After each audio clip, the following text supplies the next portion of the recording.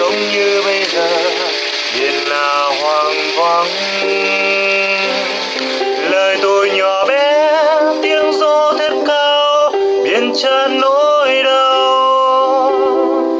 Tình em quá lớn sóng cũng vỡ tan, đời tôi đánh mất, giấc mơ không còn, biển xưa đã cạn.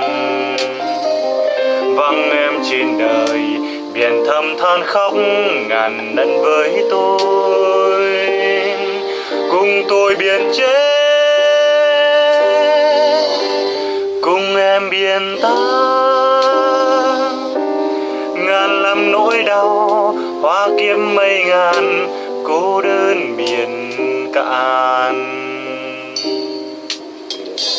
Có người hẹn tôi tới phương trời, biển xưa lắng nghe chẳng xóa nỗi niềm, biển không lên tiếng. Đời tôi nhỏ bé trước những khát khao, biển tràn nỗi đau. Tình em quá lớn với những làm mê, làm nên oan trái. Sóng xô não nề hai yêu không về, vắng em trên đời biển thầm than khóc ngàn lần với tôi, cùng tôi biển chết, cùng em biển tan. Ngàn lắm nỗi đau hoa kiếm mây ngàn, cô đơn biển cạn.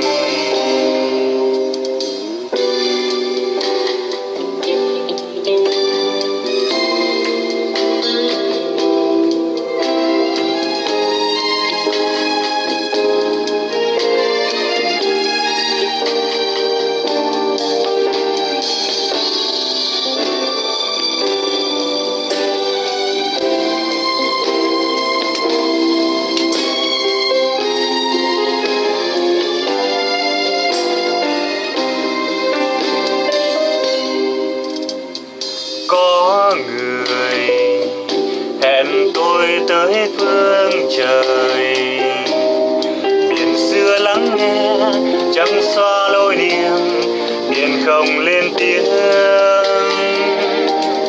Đời tôi nhỏ bé trước những khát khao, biển tràn nỗi đau. Tình em quá lớn với những đam mê, làm nên oan trái.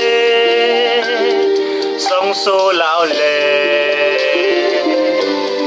hai âu không về,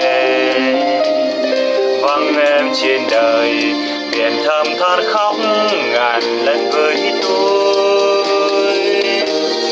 cùng tôi biển chết, cùng em biển tan. Ngàn lắm nỗi đau hoa kiếp mây ngàn, cô đơn biển cạn. Cùng tôi biển chết, cùng em biển tan.